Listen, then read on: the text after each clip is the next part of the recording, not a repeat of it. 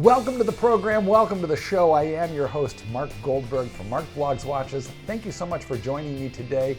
Many of you have asked about the paintings in the background. My grandmother did those in oil. Fellas, today we're going to talk about the AD and AD shenanigans. I got a couple letters that I want to read to you here, but before we proceed, you know what's going to happen. It's the quick fist watch check.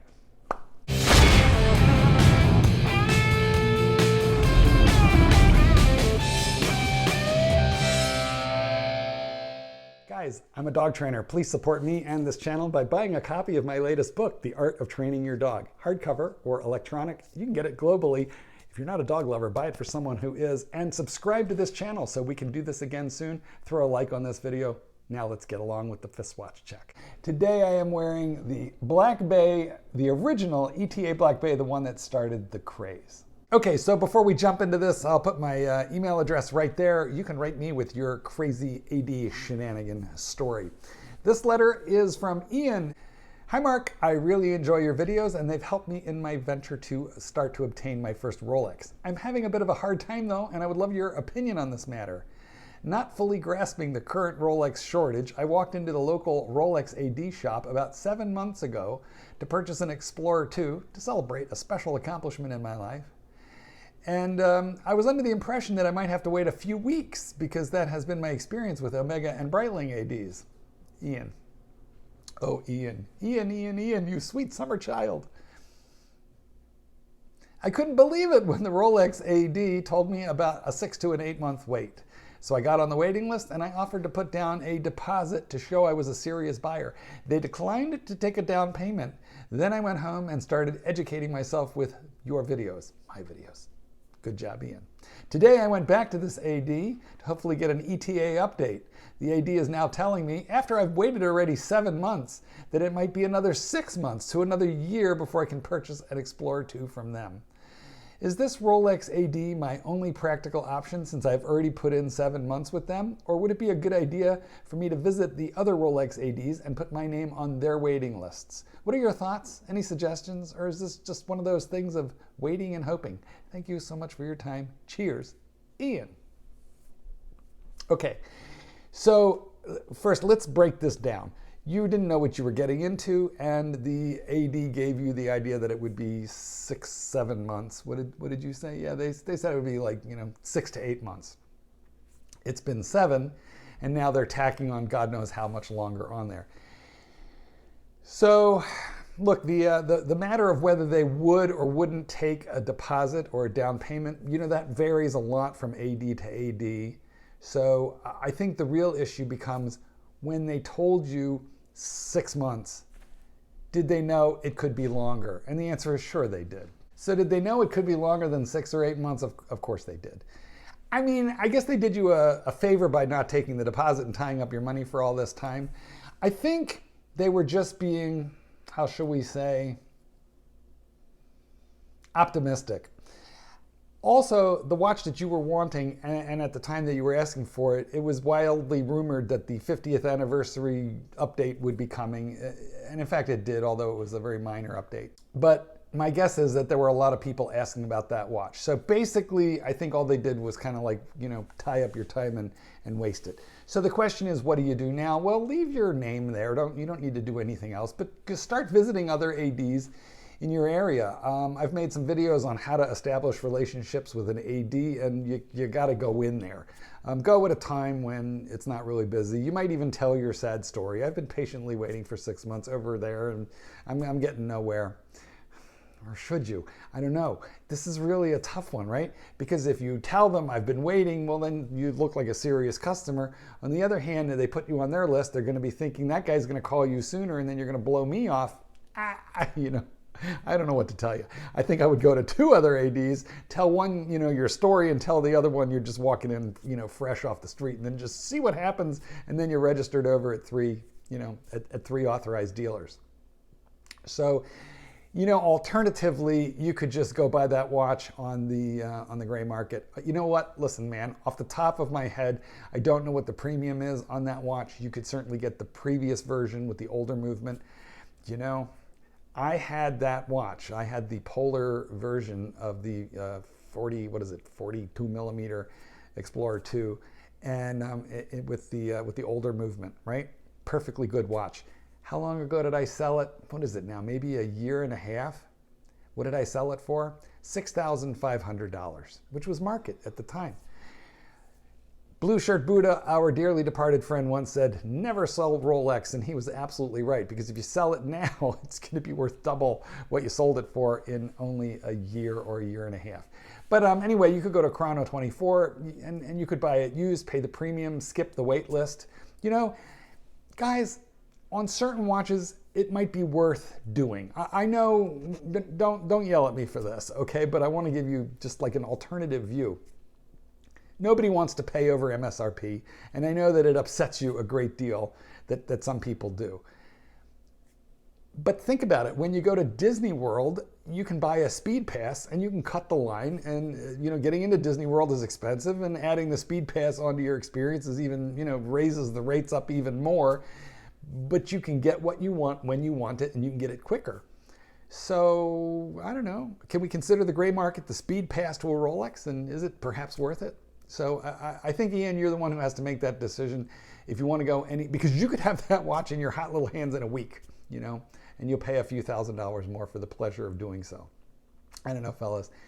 Do you guys think that Ian's AD was, you know, messing around with him? Because I kind of feel like they should have known, they did know, and they just, and did, in fact, Ian, did they even put you on a wait list? I mean, how do we even really know that? So I think you got to either start considering the gray market, look at what the premium is, and also start talking to other ADs in your area. Basically, at this point, I think you got nothing to lose. Okay, this next letter is from Joe, and Joe says, Mark, I am Joe from Queens, New York. I watch all your videos on YouTube. Big fan. Back in July of 2021, I went into my local Rolex boutique. He names it, I'm not gonna. I introduced myself and I said to them, I'm really interested in buying the Datejust 41 fluted Ever Rose two-tone Wimbledon dial on an oyster bracelet. Which, by the way, that's a reasonably hot watch. I think that's one that's in some demand. That Wimbledon dial, people really like it. And the guy was like, well, you're in luck. We can order it for you. And I was shocked. I was like, let's do it. And he said the latest time I would receive this watch would be the first week of October 2021, which would have been a 3-month wait. I gave them a $9,250 deposit. And now it's almost February and I still don't have my watch. I keep calling them and they give different excuses every time they say that. Every time they say they emailed Rolex, but no answer yet. They keep apologizing. Do you think I'll get my watch, or will it come to the point where they might cancel it? Please give me your thoughts and some advice. Joey Joe. First off, you went into Rolex. It sounds like you went into that AD without a proper buying history. And you believed them when they magically said, we'll sprinkle some fairy dust, just give us almost $10,000 and we'll get you your watch in like no time whatsoever. And you believed them. Well, listen, Joe, you're in Queens, so you are not far from the Brooklyn Bridge, and I can make you a great deal on that bridge. $25,000, and I'm going to have title delivered to you within 3 months. That's kind of what they did to you, and sadly, you fell for it. So, do I think they're going to get you your watch? I think that you are like the 27th guy in line, and in the meantime, they have been sitting on $9,250 of your money, reinvesting that in God knows what. And you know, you could have put it in Tesla, you could have put it in Bitcoin, you could have bought it. You could have bought that watch on the gray market for a few $1,000s more, and just bypassed. You could have bought the speed pass and just bypassed the line. And you know, just sometimes it might be worth it. You know, that one's up to you. So. Do I think they're lying to you? Well, that's kind of a strong word, but I think they gilded the lily, and they knew full well that it was going to take God knows how long, and they would just be able to string you along. As far as them emailing Rolex, hey, Rolex, where's Joe's watch? Come on, Joe. They're not doing that. They never emailed Rolex looking for your watch. Rolex doesn't know you are alive. Rolex. Let me quick re-explain this for some of you newbies out there, okay? Rolex is a manufacturing company in Geneva. They make Rolex watches. You are not their customer. Rolex does not sell you the watch. Rolex sells the watch to thousands of ADs across the world. You picked out one, and that AD is who, you're a customer of that AD. Rolex sells to the AD, the AD sells to you. You have zero relationship with Rolex. You only have a relationship with the AD, and the AD is a jewelry store. Sometimes some of them are family owned, and you can talk to an owner. You went to a corporate chain where there's no owner. There's just sort of like, functionaries. And not my favorite kind of AD, to be frank. So I think you've been jerked around, my friend, and I think what you ought to do is go find the nearest family-run AD, go get your money back out of the chain, go to your nearest family-owned AD, and just start the whole process over, or jump onto the gray market, pay a bunch more. But hey, it's Speed Pass. You could have that watch tomorrow. Okay, fellas, well, here is our third and final letter about AD shenanigans, and this one is from Glenn. Good evening. My story is about a Rolex AD who was totally honest with me and kept his word. I love this letter because, it's kind of true. The AD was honest and he did keep his word, but I still think there's a shenanigan involved here, and I'm interested to see what you guys think. I live in the Midwest in a certain city, and we have 2 Rolex ADs. I was shopping for a watch before Christmas, and a Rolex wasn't really a thought, not available, and I was told by the first AD it would take me 1 to 2 years. Screw that. Well, I think the first AD was pretty legit with what he said. I went to the second AD and I bought a Carl F. Bucherer Monero peripheral. This watch is a killer. Boy, may I say, high horology watch, very nice, well done, sir. But I hope you got a discount. Please tell me you didn't pay MSRP. I'm getting the feeling you probably did. After Christmas, I thought about it and I decided I wanted that Submariner that I watched several YouTubes about. And that's what he had wanted. And he settled for the Bucherer. But anyway, anybody else, when you hear Bucherer, anybody else think of Frau Blücher on Young Frankenstein? And then I watched several YouTube videos with horror stories about cruddy ADs, and I also looked at the pre-owned market. That's not going to happen. So Glenn has decided pre-owned, he's not going to do it. I mean, have you ever slept in a hotel? Because somebody else has been on that mattress also. What's wrong with a pre-owned watch? I called the manager of the store that I bought the Carl F. Bucherer from, and I asked if I could come in and meet with him. We met, and after an hour of a great and very honest discussion, he offers me my choice of a 43 millimeter Sea Dweller in stainless and gold, so that would be the two-tone one, for $17,000, or a Date Just 41 Jubilee with white gold fluted bezel at $10,250, which is its MSRP. I tell him I need a day to think about this, as I really want a Submariner stainless with date. And you know what? Good for you for slowing down, because I'll tell you what, although the SD43, the Sea Dweller in 43 millimeters, commonly known as the Redline Sea Dweller, I've got one, and I also have a Submariner, and they do not wear alike. I mean, visually, obviously they look a whole lot alike, but they don't wear alike. So you knew what you wanted, and you slowed down to take your time and think about it. Good for you. I met with him the following day, and I asked him, will this get what I really want, a sub? I also explain that I want to start collecting Rolexes, but I may have to sell the one he's offering to buy the one I want. I can't afford both. I also explain I want to start, he tells me your wife is the key. Does she like jewelry? Wink, wink. Of course she does. He tells me a new sub on the gray market will cost $15,000 to $16,000, and the AD said to Glenn that he's giving someone $5,000 when he sells one, which is, kind of true-ish. I ask him how much I need to spend, and he says $5,000 to $6,000. Wink, wink. $11,000 for the sub, $6,000 for a diamond tennis bracelet. This includes tax. My wife picks up her bracelet, and it needs to be sent out for sizing. The manager asks if I'll leave a deposit. I told him I'll pay in full. For a guy who can't afford both the Sea Dweller and the sub, and you bought a Carl F. Bucherer, new, probably at full price, I think you could afford to keep it all.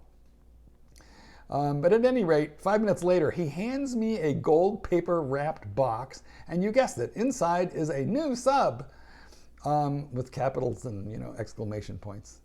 Glenn, you're so happy with your sub. That's great. Now that's how an AD should do it. I was lucky to get the watch, and yes, I spent the money, but the key was he didn't BS me, and he told me what it took to get what I wanted and why. A man of his word without the BS. By the way, your channel is killer, Glenn. I have very mixed feelings about the way you were treated, Glenn. Very mixed feelings. I also have, but I'm going to start with my mixed feelings about something that you did, which could have been disastrous if the AD wasn't as greedy as they were. Okay, so what did you do wrong? You basically told the AD, if I buy this Sea Dweller or if I buy this Datejust, I'm going to resell it if and when I find my Submariner. And that was a mistake. Now, fortunately, it didn't cost you the whole deal because the AD's greed won out. We'll talk about that in a moment. But with you saying that you intended to resell something that he was going to sell you because it wasn't what you really wanted to start with, you were right there and then informing that AD, hey guy, guess what? I'm a flipper. And that is a huge mistake because the ADs are very nervous about selling to people who they think will flip their watches today because they have been told by Rolex to sell to people they know will keep the watch. And the only way they can do that is to sell to people they have reason to believe aren't going to flip, whether because they've sold to them lots of times before, and those people are still showing the AD, hey, look, I still got the watch, or if it's a new customer that just presents himself as a very serious collector. And even then, that's going to take time. You just went in there and said, sell me that, and I'm going to flip it and get what I really want. Greed won the day, though, because your AD, was he honest? I mean, I guess that's the word we could use. Basically, what he said to you is like, listen, I'm a little bit of a grifter. Here's how you can bribe me to get that. Now, I don't really necessarily blame ADs in this day and age. It is very hard to make a living selling watches that you could barely get in stock. You know, so that is a toughie. And was he straightforward about it? Was he relatively swift about it? Yeah, I feel like he kind of owed you, though, because of that Karl F. Bucher. At any rate, listen, I'm glad that you got what you want. I'm glad that your wife did, too, so that's all good and well. And to a certain extent, the reason I have mixed feelings is he's right. The AD was right. You could have gone to the secondary market and spent $16,000 or $17,000 and gotten the watch only. And you spent $16,000 or $17,000, and you got the watch and a tennis bracelet for your wife, which probably got you some bennies at home. That's a good thing. You know, but there's just something a little bit nasty about being told, you got to do this for me, and then I'm going to do that for you. Let me get my beak wet. It just doesn't sit entirely right. So, I've told you guys many times, here's my conclusion. There are good ADs and there are bad ADs. The good ADs do what they're supposed to do. The bad ADs do a variety of shenanigans all the way up through and including selling out the back door or extorting you to buy a bunch of stuff that you don't want. I suggested you look for the good AD. Glenn, you found an AD, I think, square in the middle. You know, he had elements of both. So I'm glad you got your watch at the end of the day. Fellas, tell me how I did in my advice to these folks and what you think. Remember, I didn't make the rules, guys. I'm just playing the game same as you. Fellas, Mark Goldberg, peace out. Paint the sky your favorite color.